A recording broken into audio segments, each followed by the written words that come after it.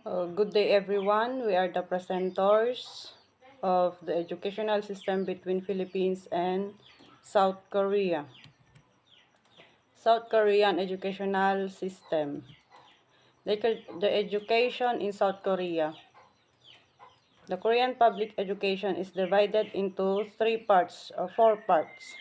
First is the sixth year of primary school begin at age of 6. Second is 3 years of middle school and lower secondary. Third is the 3 years of high school or upper secondary. And the fourth year is they're getting their 4-year course, their bachelor's, and then if they want to have their masteral and doctorate. The education in South Korea. In 1996, only about 5% Koreans high school were co-educational. The proportion of co-educational school increased by almost 10%.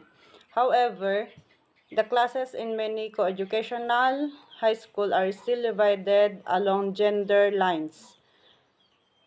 The curriculum is standardized, so now both boys and girls study technology and domestic sciences. And the primary curriculum consists of 9 principal subjects. First is moral education. Second is Korean language. Third is social studies. Fourth is mathematics, science, followed by physical science, music, fine arts, and practical science. English language instruction now begins in the 3rd grade, so that children can start learning English in a relaxed atmosphere, conversational exchange, rather than through rote learning in grammatical rules, as is still the practice in many middle and high schools. As stated in 1996 background report by the Ministry of Education, the major objectives are the following. First is to improve basic abilities, skills, and attitude. Second is to develop language ability and civic morality needed to live in society. Third is to increase the spirit of cooperation. And fourth is to foster arithmetic skills and scientific observation skills. Fifth is to promote the understanding of healthy life and the harmonious development of body and mind. Upon the completion of primary school, students advance to middle school, which compromises grades 7 through 9. The curriculum consists of 12 basic or required subjects, elective, and extracurricular activities. And in high school, they are divided into academic and vocational school. In 1995, some 62% of students were enrolled in academic high school and 38% in vocational high schools. A smaller number attended specialized high school concentrating in science, arts, foreign language, and other specialized fields. Okay, so ituloy natin. So, the aim of education at the high school level are stated to foster each student's personality and ability needed to preserve and strengthen the backbone of the nation. So, dito pa lang at high school level, yung mga estudyante is namamonitored sila dahil gusto nila na maging prepared sila sa future. So, dito kasi is naniniwala sila na sila yung progress ng kanilang or sila yung key of progress ng kanilang bansa.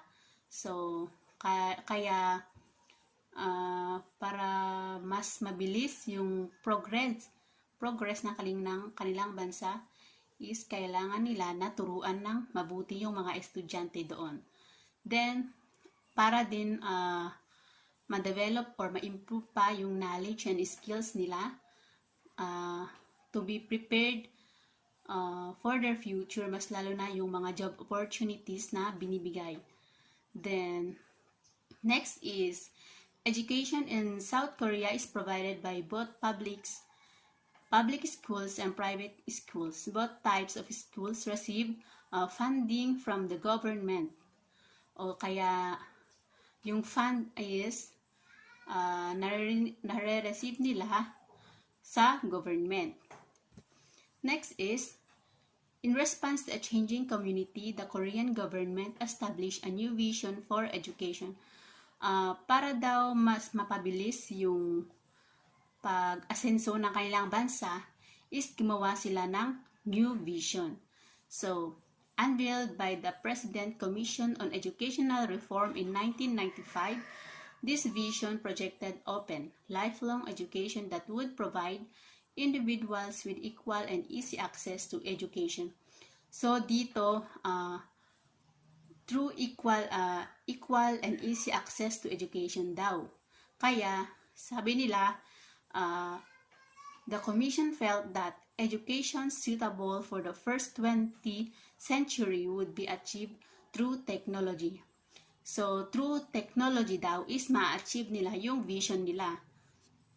Next is, kaya, binigyan nila ng acronym yung SMART. Smart Education in South Korean School. So, S stands for self-directed. This means that students will initiate the learning. When the students have the willingness to gain knowledge, they are more likely to succeed in their education. So, para sa mga teachers, kailangan na turuan yung mga estudyante sa paraan na matututo yung mga estudyante. Binibigyan sila ng sapat na information na kakailanganin ng estudyante. Para sa ganitong paraan is graduate sila ng may natutunan. Next is M, which stands for motivated. So, in the classroom, teachers include this concept by ensuring that the learning and teaching methods are engaging. This will help the students to be excited about their learning and more likely to work hard in given tasks. So, dito sa motivated, kailangan yung teachers is nagtuturo siya kung saan namo-motivate nila yung estudyante nila. So, for example, nagtuturo sila is gumagawa sila or nagpapagawa sila ng exciting na activities para hindi yung salita ng salita pero yung estudyante is hindi sila nakikinig. Then next is A, stands for adaptation. This allows education to be effective for different individuals. Each students learn differently, so teachers must adapt to the individual's needs and circumstances. So, dito sa adaptation is kailangan na yung teacher is marunong na i-adapt yung environment ng kanyang estudyante. Kasi yung mga estudyante is iba-iba.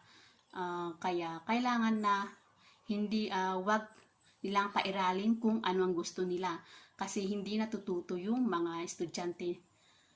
Then pwede rin na pairalin yung gusto basta yung gusto na kung saan is hindi nagre-rebelde yung estudyante. Then R stands for resources. So, in order for the curriculum to be effective, South Korea aims to have the highest knowledge scores. In order to have all the information required to teach effectively, teachers need enough resources. So, sa pagtuturo daw, kailangan yung mga teachers is meron yung sapat na resources na kailangan nilang gamitin. For example, Wi-Fi or internet, ganun. Para hindi lang nakafocus dun sa iisang site or website, kundi maraming website yung gagamitin para mas dami yung ituturo nilang informations or examples. Then the last one is T. It stands for technology. So this shows the use of ICT, information and communications technology. In South Korean schools curricula, implementing technology and technology education into the education system digitalize South Korean's curriculum to reflect the modern age. So, dahil nag-e-evolve na din yung mundo, kailangan din ng technology. Kung saan yung technology is importante din para mas mabilis yung mga gawain. So, through this technology daw, para sa kanila is ito yung magiging dahilan upang mapapadali na maging progress or productive yung kanilang bansa. Then, ICT education. People across South Korea started utilizing information and communications technology or ICT in 2005. The aims of the use of ICT are to strengthen the educational system, yun nga, to further science and technology, and to adapt the rapid changes in the economy, society, and science. In working toward reaching this goal, South Korea is constantly learning about advances in technology and having researchers and scientists developing new technology. Through kasi yung ICT is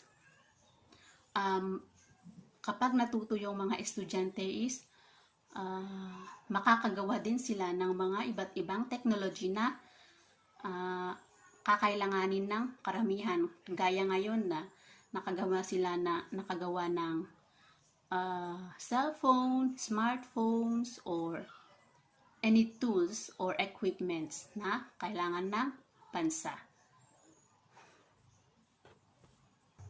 And next is the Philippine education system. Education system.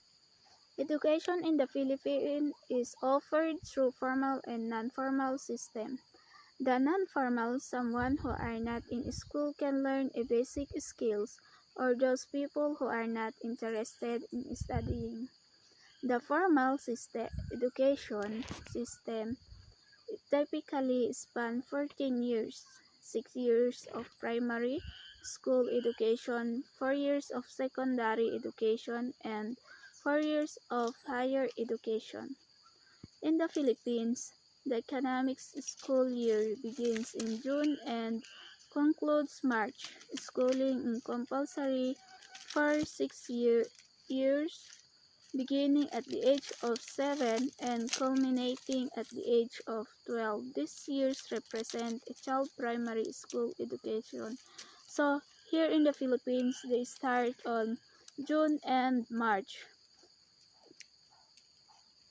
In schooling, their age is 6 years or 7 years. They then go to school in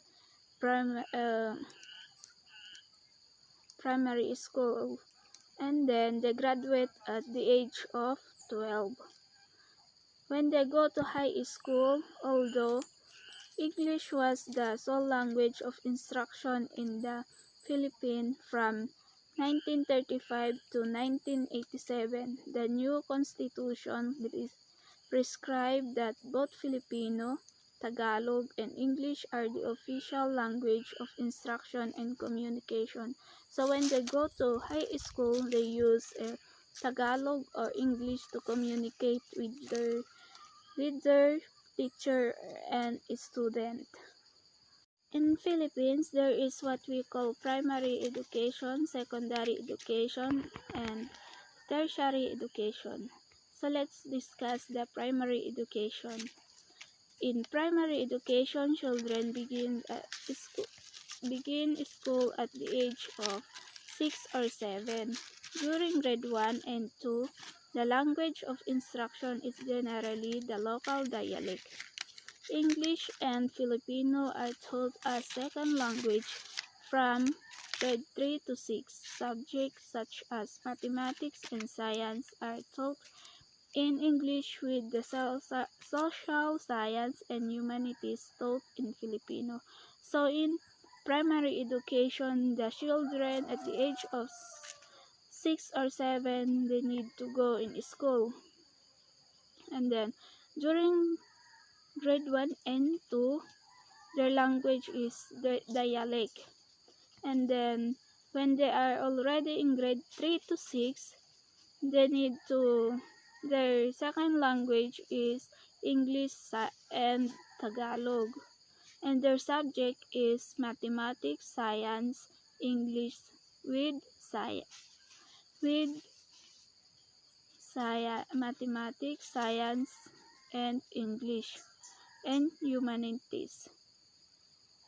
Secondary education system. Not compulsory in the Philippines. Schooling at secondary level span 4 years in duration, grade 7, 10, beginning at age 12 or to 13 and culminating at age 16 or 17. Also, K-12 is implemented where there is 2 years before college. So, in secondary education, their age is 12 or 13. They finish grade 10 and at the age of 16 or 17. And there is a 2 years before college, that is senior high school grade 11 and 12. So let's proceed to number 3, higher education. CHED is responsible in the formulation and implementation of policies, plans, and programs for the development and efficient operation of the higher education system in the country.